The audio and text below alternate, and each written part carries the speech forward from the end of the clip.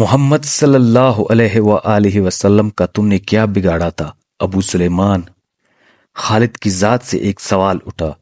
اس نے خیالوں ہی خیالوں میں سر ہلایا اور دل ہی دل میں کہا، کچھ نہیں۔ بے شک محمد صلی اللہ علیہ وآلہ وسلم کا جسم طاقتور ہے، لیکن روکانہ بن اب یزید جیسے پہلوان کو اٹھا کر پٹکنے کے لیے صرف جسمانی طاقت کافی نہیں۔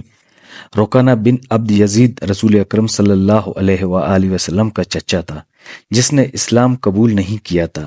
وہ عرب کا مانا ہوا پہلوان تھا، نامی گرامی پہلوان آئے جنہیں اس نے ایک ہی داؤ میں پٹخ کر اٹھنے کے قابل نہ چھوڑا۔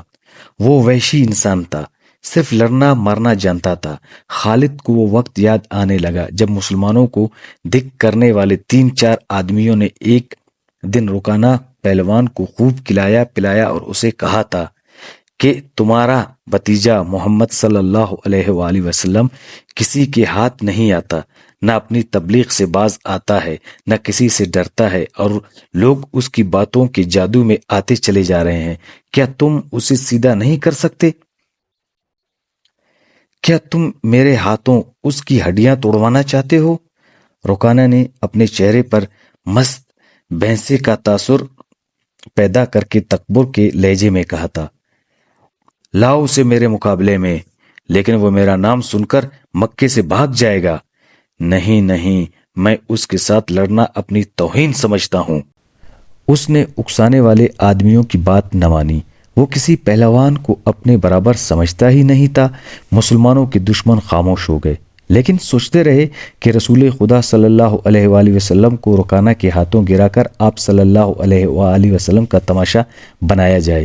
مکے کے یہودی خاص طور پر رسول اکرم صلی اللہ علیہ وآلہ وسلم کے دشمن تھے، لیکن وہ کھل کر میدان میں نہیں آتے تھے۔ وہ خوش تھے کہ اہل قریش آپس میں بٹ کر ایک دوسرے کے دشمن ہو گئے ہیں۔ انہیں پتہ چل گیا کہ قریش کے کچھ آدمیوں نے روکانہ پہلوان کو اکسایا ہے کہ وہ رسول اللہ کو کشتی کے لیے للکارے، لیکن وہ نہیں مان رہا۔ ایک روز روکانہ رات کے وقت ایک گلی سے گزر رہا تھا کہ اس کے قریب سے ایک بڑی حسین اور جوان لڑکی گزری۔ چاندنی رات میں لڑکی نے روکانہ کو پہچان لیا اور مسکرائی۔ روکانہ وحشی تھا، وہ رک گیا اور لڑکی کا راستہ روک لیا۔ کیا تم جانتی ہو کہ عورت مرد کی طرف دیکھ کر مسکراتی ہے تو اس کا کیا مطلب ہوتا ہے؟ روکانہ پہلوان نے پوچھا، کون ہو تم؟ اس کا مطلب یہ ہوتا ہے کہ عورت اس مرد کو چاہتی ہے۔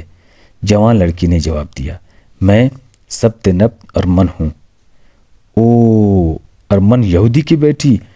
روکانہ نے کہا اور لڑکی کے کاندھوں پر ہاتھ رکھ کر اور اسے اپنے قریب کر کے بولا، کیا میرا جسم تجھے اتنا اچھا لگتا ہے؟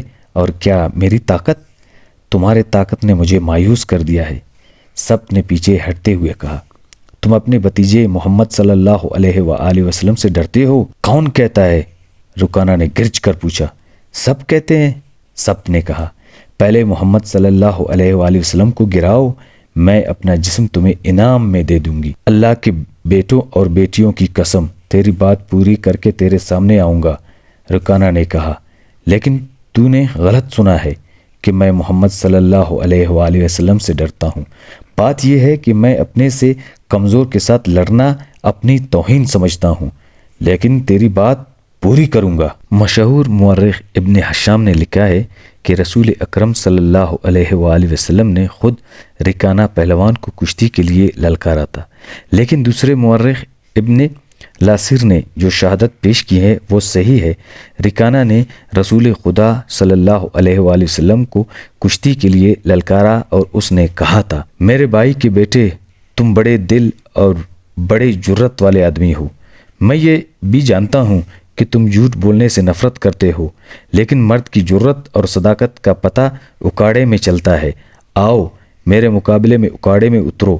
اگر مجھے گرا لو تو میں تمہیں اللہ کا بھیجا ہوا نبی مان لوں گا، اللہ کی قسم تمہارا مذہب قبول کر لوں گا، لیکن یہ ایک بھتیجے اور چچا کی کشتی نہیں ہوگی۔ رسول خدا صلی اللہ علیہ وآلہ وسلم نے روکانہ کو للکار کے جواب میں کہا، یہ ایک بت پرست اور سچے دین ایک پیغمبر کی لڑائی ہوگی۔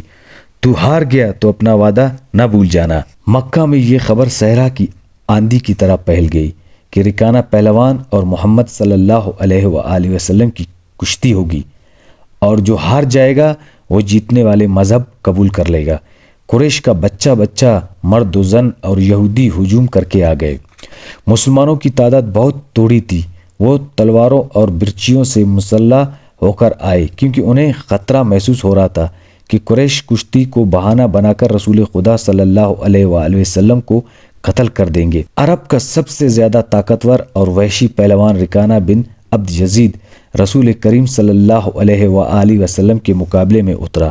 اس نے رسول اللہ صلی اللہ علیہ وآلہ وسلم پر طنزیہ نگاہ ڈالی اور آپ صلی اللہ علیہ وآلہ وسلم پر پبندی کسی۔ آپ صلی اللہ علیہ وآلہ وسلم مکمل خاموشی اور اطمینان سے رکانہ کی آنکھوں میں آنکھیں ڈال کر دیکھتے رہے کہ وہ بے خبری میں کوئی داؤ نہ کھیل جائے۔